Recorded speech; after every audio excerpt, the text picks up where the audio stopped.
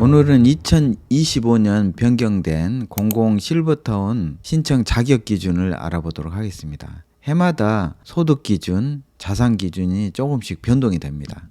고령자 복지주택은 주로 영구임대 기준으로 많이 뽑기도 하지만 국민임대로도 뽑습니다. 영구임대 기준, 국민임대 기준, 그리고 행복주택 기준도 전부 알아보도록 하겠습니다. 해마다 달라지는 기준을 꼭 챙기셔야 합니다. 공공임대주택 접수 현황까지 알아보도록 하겠습니다. 노후에 살 집은 실버타운, 고령자 복지주택, 공공임대주택, 프리실버타운, 본인의 경제력과 취향에 맞춰서 사시면 좋겠습니다. 그중 공공임대주택의 경우에 고령자 여러분들이 한번 꼭 생각해 보셨으면 좋겠습니다. 특히 경제적으로 어려우신 분들은 주거비를 낮춰서 노후에 좀 여유 있게 건강에 신경 쓰면서 사셨으면 좋겠습니다.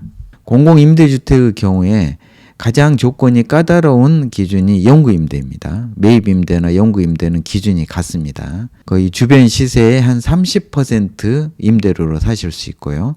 그 다음이 국민임대로 좀 더 많은 분들이 해당되시고요. 주변 시세의 한 50%까지 가능합니다. 그 다음이 행복주택입니다. 행복주택은 주변 시세의 한 60%에서 80% 정도 임대료로 사실 수 있습니다.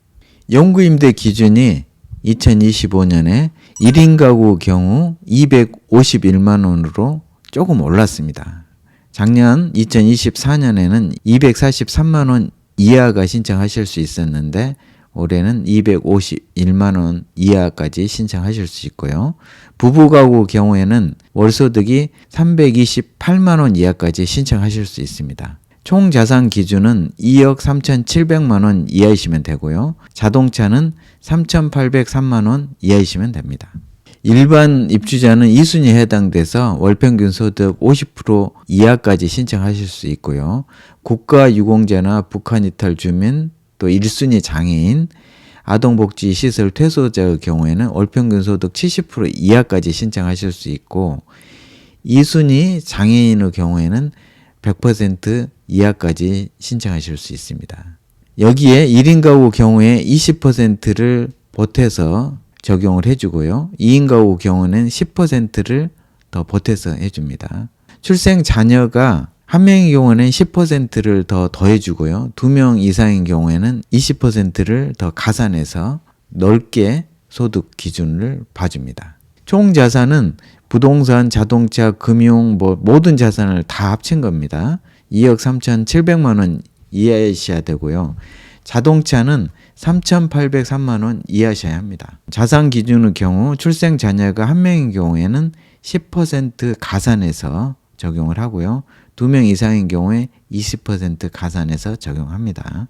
2024년도 도시근로자 가구원 수별 가구당 월평균 소득표입니다. 올해가 2025년인데 왜 2024년 걸 가져왔냐? 원래 기준이 전년도 도시근로자 가구원 수별 가구당 월평균 소득을 기준으로 합니다. 올해는 아직 진행되고 있기 때문에 올해의 소득을 정할 수가 없고요. 작년에 정해진 소득을 기준으로 합니다. 그 기준 소득에서 1인 가구 경우에는 100%가 359만 원 정도 됩니다. 그래서 1인 가구는 일반 어르신들은 50% 기준으로 뽑기 때문에 거기에 20%를 가산한 금액이 251만 원이고요. 2인 가구는 50% 기준이 273만 원 이하인데 10% 더해서 328만 원 이하이시면 신청하실 수 있습니다. 3인 가구는 가산이 안 되기 때문에 그대로 381만 원 이하이시면 신청하실 수 있습니다.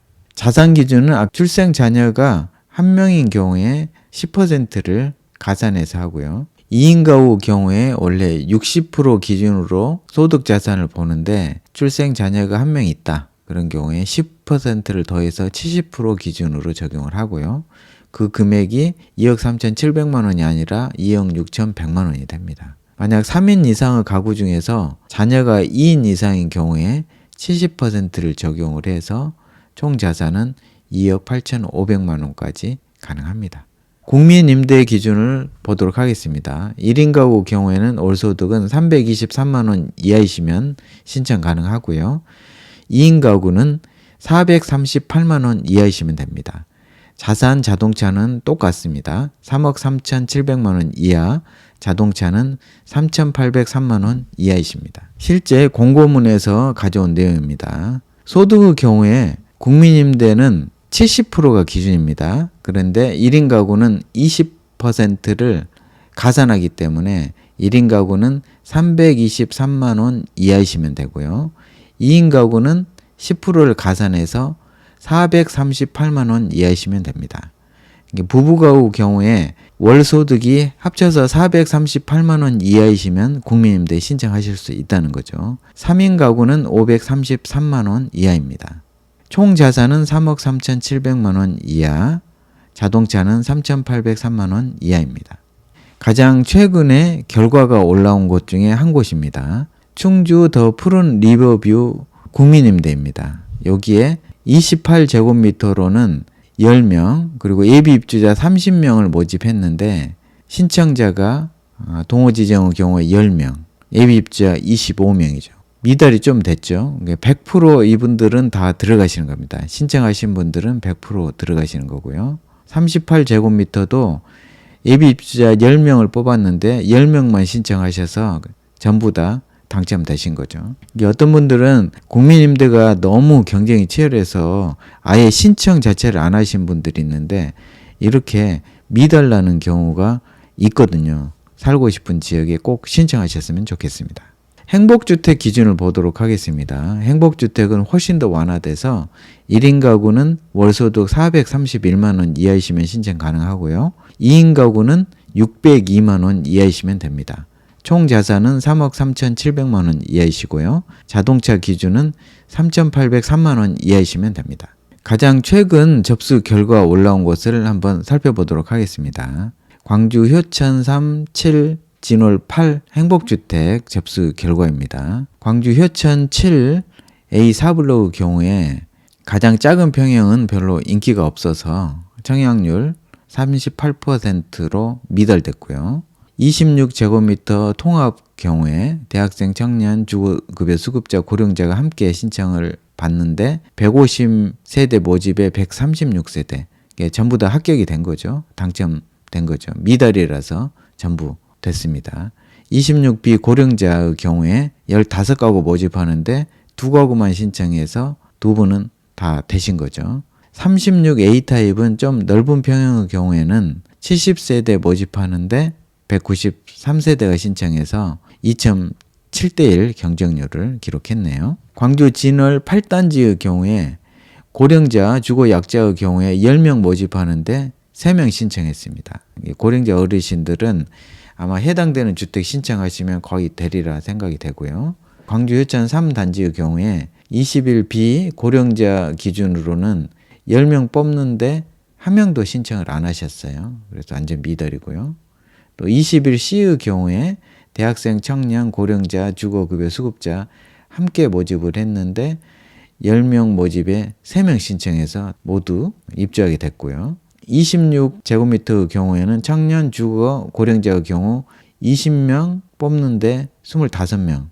약간의 경쟁률이 생겼네요. 1.25대 1. 44제곱미터는 50가구 뽑는데 222가구 4.4대 1. 역시 넓은 평형들을 선호하셔서 작은 평형을 선택하시면은 거의 된다고 보시면 되겠습니다. 그러면 이런 고령자 복지주택 그리고 영구임대, 국민임대, 행복주택 어디 가서 신청하실 수 있느냐?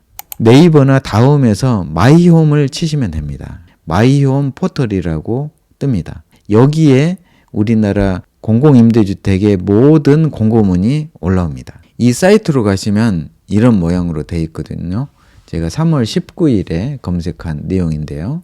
이때 임대주택 115건, 공공분양 17건, 총 132건의 공고문이 있습니다.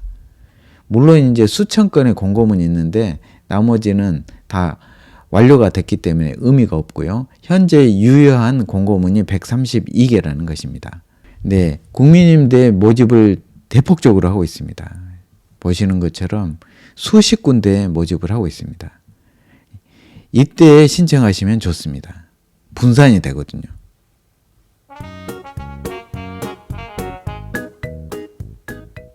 저는 시니어분들에게 국민임대주택을 추천드립니다. 여러 가지 장점이 있는데요. 첫 번째로 임대료가 저렴합니다. 주변 아파트 시세의 50% 정도에 사실 수 있고요. 최대 30년 거주 가능합니다. 영구임대의 경우에는 거주지 제한이 있기 때문에 신청하기가 어려운데 국민임대의 경우에는 거의 거주지 제한이 없습니다. 그 지역에 사시는 분들이 약간 유리하긴 하지만 미달란 경우에는 상관이 없잖아요. 영구임대의 경우에 자격 요건이 까다롭고요. 살고 계신 지역도 따지고요. 그렇지만 국민임대는 상관하지 않습니다. 행복주택의 경우에는 훨씬 더 많은 분들이 신청하실 수 있지만 월세가 주변 시세의 한 60%에서 80%에서 국민임대 50%에 비하면 훨씬 더 많은 비용을 지출하셔야 되고 국민임대는 주로 대단지 아파트로 많이 공급이 되기 때문에 세대수가 많아서 관리비 부담이 줄어들거든요. 근데 행복주택은 세대수가 적은 곳들이 많아서 관리비가 좀 많이 나오는 경향이 있습니다. 항상 공고문을 꼭 확인하셔야 되고 공고문에 필요한 자격관계나 제출 서류, 접수 방법 다 있습니다. 계약 방법까지 공고문에 꼼꼼하게 되어 있거든요. 공고문을 꼭 확인하셔야 되고 거기에 맞춰서 준비를 하시면 되겠습니다. 오늘은 2025년 대한민국 공공임대아파트 바뀐 자산 소득 기준을 알아보았습니다. 고령자 복지주택 저희가 알뜰실버타운이라고도 하고 공공실버타운이라고도 하는데 주로 영구임대 기준으로 많이 뽑고요. 또 간혹 국민임대로도 뽑습니다. 본인의 소득과 자산을 한번 확인해 보시고 이 공공임대를 노후 주거지로 선택하는 것도 괜찮은 방법이라고 생각합니다. 끝까지 함께 해주셔서 감사드립니다.